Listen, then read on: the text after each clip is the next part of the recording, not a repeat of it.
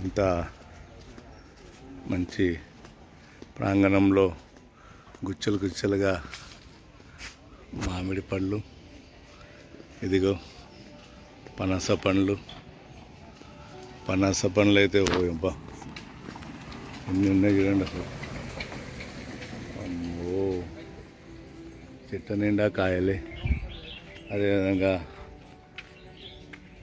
ఆవులు, గోశాల శుభ్రంగా ఉంది.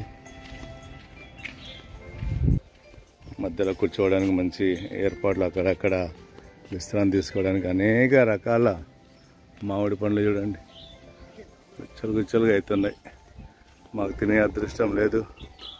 మోస్ట్లీ సెకండ్ బ్యాచ్కి ఆ తర్వాత బ్యాచ్కి ఉండొచ్చు ఏమో అంటున్నారు.